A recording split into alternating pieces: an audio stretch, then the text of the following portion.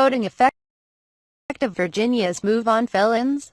Small but potentially decisive Republican presidential frontrunner Donald Trump attacked his top Democratic rival Hillary Clinton on Friday, calling her crooked, and promised his supporters that he would not bore them by becoming overly presidential.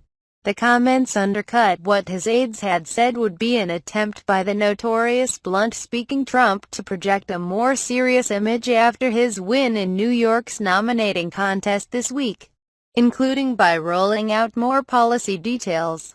"I can tell you that if I go too presidential, people are going to be very bored," the New York real estate baron told Fox News in an interview that will air on Saturday. He added that he worried his supporters would fall asleep. He went on to say that Clinton is a person who's got many flaws, and that she's the worst possible representative a woman can have, as he shifted his focus away from Republican rivals and toward the November 8 presidential election.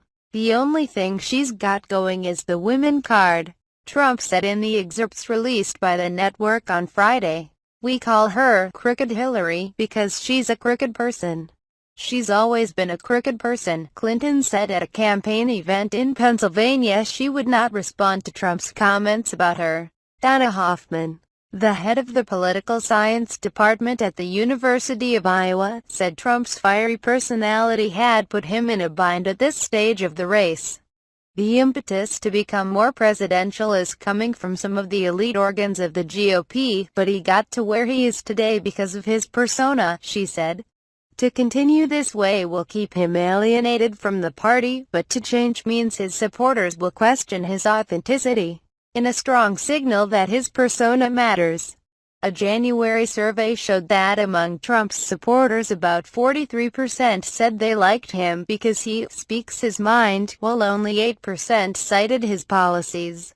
The survey was conducted by the Working America arm of labor organization AFL-CIO. Trump's win in his home state of New York on Tuesday bolstered his chances for the Republican presidential nomination, prompting a more serious study of his prospects in the general election. Trump will give a foreign policy speech on Wednesday at the National Press Club, part of an expanded policy rollout the campaign is planning, his aides told Republican leaders and lawmakers this week. The speech will come the day after a round of primary contests in Connecticut, Delaware, Maryland, Pennsylvania, and Rhode Island, in which polls show him likely to do well. Republicans gather in Florida, but Trump's rivals have said he lacks foreign policy expertise, and several foreign leaders have said they are concerned about the idea of Trump in the White House. The mantra that somehow Donald Trump has become the presumptive nominee after New York is ridiculous, Chad Sweet, campaign chairman for Texas Senator Ted Cruz, said on CNN on Friday.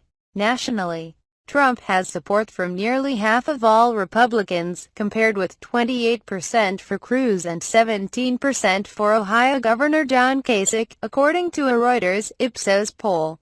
Now there's no path to victory for Cruz, so he should get out. They should both get out, Trump told supporters in Harrington, Delaware. And when they get out, we will start on Hillary Clinton like nobody's ever seen. Republican National Committee Chairman Reince Priebus said on Friday the party was prepared for numerous scenarios, including a contested convention if no Republican has earned the 1,237 delegates needed to secure the nomination.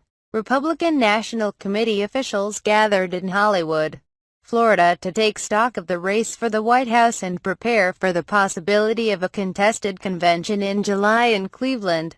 Mexico's new ambassador to the United States, Carlos Sada, vowed on Thursday to combat negative publicity in the U.S. campaign after Trump accused of Mexico of sending drug traffickers and rapists into the United States and vowed to build a wall at the border.